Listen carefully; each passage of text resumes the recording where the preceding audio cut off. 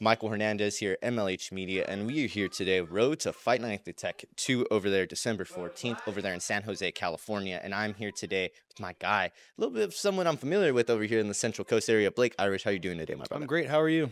It's always a great time getting to speak to someone of your caliber, my man. But, man, how was it to get the call over there from, and we're getting to speak a little bit outside about it. JT, giving you the call to go ahead and get to compete on this card. What were your thoughts about it all? And kind of, just getting to make this pro debut on such a large card over there in San Jose. Yeah, dude, it's really cool. It's kind of a confirmation of how I'm feeling about myself. I've worked really hard on honing all these different skills, and it was cool to see that someone of that caliber, that size, had some interest in that skill set. Let's talk a little bit about this matchup, man, because I feel like this is a matchup of not only two big, girly white dudes that are just ready to go in and get at it, man, but, I mean, Kyle Clark, obviously a champion in a lot of promotions across California. You yourself, you've had a lot of success over there at Beatdown Promotions over here. What are your thoughts about the matchup and facing off against kind of one of those top prospects over there in Kyle Clark? I love it. He's a well-rounded fighter. He's got some kickboxing that I haven't, that specialty I haven't gotten to play against. And then he's got some wrestling background that I'm really excited to see how both of our styles clash together.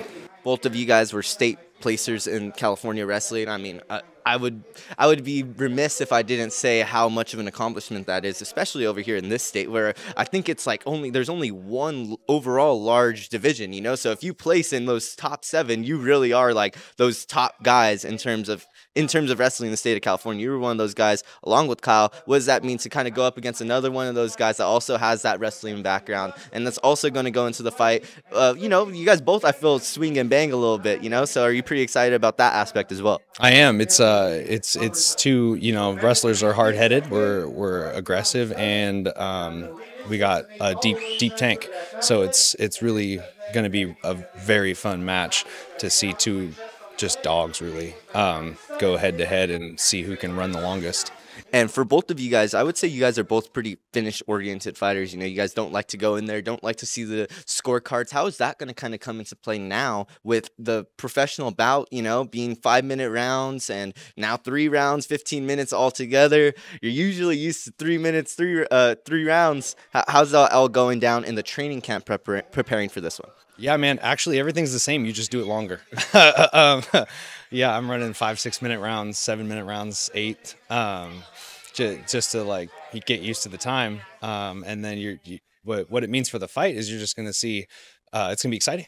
It's two dudes that have that pace. That's you get those spurts of hard energy, and then we actually don't really slow down that much, like you might see in other fights, from other people. Yeah, and that's something I was also going to mention as well. I feel like for the size of both you gentlemen, you guys definitely have some cardio tanks on you. Is that something that you're a little bit excited to go ahead and see? I mean, even the 3rd round of your last bout, I kind of felt like you still had a little bit more in that tank, even though you were able to notch that finish in the kind of remaining minute, you still had a lot more in the tank. Are you excited now that 3rd round, you possibly will be able to further extend that trip and further extend that gas tank? Because I think a lot of fight fans will be pretty excited to see both you gentlemen go the distance, if that does remain to be the case. Absolutely, yeah. I'm very excited to see what that looks like against another dude that, is very similar. And yeah, just love to do it. And for you, you're also someone that's very busy outside of the fighting world. You're someone that likes to keep very busy. You're someone that over there at Cal Coast Brewing, you're an assistant brewer. We were just talking about that. Can you kind of go into the balance of that? Because I feel like that's not, you hear a lot of people in the fight game, they're coaching, they're doing this, but I don't think a brewer, to be an owner of a brewery is definitely a taller task. Yeah. It's definitely been a challenge to because my work schedule flips all the time. I'm working 8 hours in the morning, or then maybe I'll do another 6 hours at night, and then you just squeeze in the training right after that. Make sure you feed your body right, get your rest. That's the most important thing. Can't be having too many pre-fight beers. Can't be having too many. Yeah. Quality control's got to scale back a little bit on the way there. Yeah, no, definitely can't be doing as many quality control tests. Got to leave that to everybody else, especially during the weight cuts and all that good stuff. But can you kind of go into maybe how it is to, like how you said, waking up and doing this, but also being on the MMA grind? Because like how you were saying a little bit before, the scheduling for MMA is not the kindest, and then to also be working for a brewery could also be deeming a little bit difficult. Have you ran into problems before this, before the professional debut, and before preparing for this big matchup, and overall in your amateur career, because that must have been some trials and tribulations as well before you even got the title of a professional athlete? You know what I'm saying? Yeah, absolutely. Yeah. A lot of it's just like the time, you gotta put it in, and you might be a little tired the next day, but you got to get after it, and then being able to, like, if you do have a couple days that you're short on sleep, then make up for it on the weekend, and so you can keep going hard. You ever busting out that psych degree on the job? I mean, I know that All the time, whether you're helping other people or just seeing how you fit into the team. Very important to be able to make space for not only yourself but everybody else around you. Yeah. I'd be remiss if I also didn't bring up this beautiful home gym that you guys got over here in Paso Robles, Virtus Brazilian Jiu-Jitsu. You guys, I mean, only have been here, I believe, for a couple of years now. How has it meant for you to kind of be one of those catalysts, one of those anchors in bringing this gym and bringing the name up out and about into the Paso Robles community, and now possibly bringing it more on a grander stage over there come December 14th? It's everything, dude.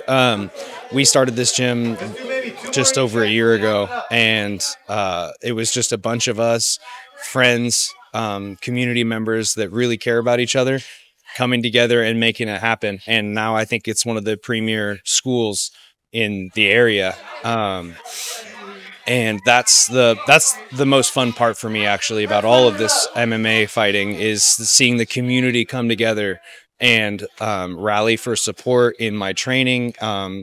Monetarily, we're doing a fundraising barbecue here on the 8th for pay for my medicals, and just seeing all the kids get fired up and look up to me. They're painting their faces like a wolf, dude. It's unreal. Yeah, and I mean, even when I was here, I seen a couple of the kiddos coming up to you and saying hi to you. What does that mean to be a role model to those kids as well growing up, and seeing them kind of grow through their own jiu-jitsu careers and their own martial arts journeys? Is it kind of special being that guy that's like, hey, I want to be like Blake? It's super special. That's what really warms my heart through all this. And I just want to be the best role model they could ever ask for, one that you can meet and be glad you did, and help them in any way I can, help the parents any way I can, and everybody else who comes up asking, even if they don't ask, help them out if you see they need it. Whether it's a couple moves to show them how I got a sub, or changing their tire. It really is a full lifestyle that I want to keep that image on the forefront. A man of family, a man of faith, and a man of great head of locks. You got not only the beard, but you got the hair, man. Thank you. Is there any chance you're seeing that braided come fight night? 100% it's going to be braided, yeah. Beard too? Beard maybe.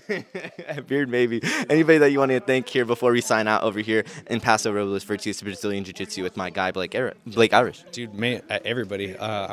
We got the Francos out here, Javier Dana, David Mendoza, Josh Johnson over at the Pit's been helping me a lot. All my training partners out here, too many to name, that are just absolute killers, keep me on my toes. My fiance for putting up with it all the time. My parents, everybody, my whole family has been super supportive and excited. All my coworkers at Cal Coast, man, they let me get out of there and have some fun on every weekend once in a while, cover my shifts, and keep me fired up to come to work every week. So watch out for Cal Coast Beer Company. It's going to be the next big thing, let me tell you. That must be a trick, though, for the security there, having a guy that's like running the coat, and then you're also like, hey, I could also probably beat your ass, you know what I'm saying? I am the security, yeah. The man is the co of brewing, he's the security. What are you not there? What am I not? I don't motivate people. That requires extra, my man. Blake Irysh, always a pleasure to speak to you, my brother. Michael Hernandez, MLH Media, Paso Robles, California, Virtus Brazilian Jiu-Jitsu. We're going to be signing out. Alrighty, brother. Let you go enjoy that class.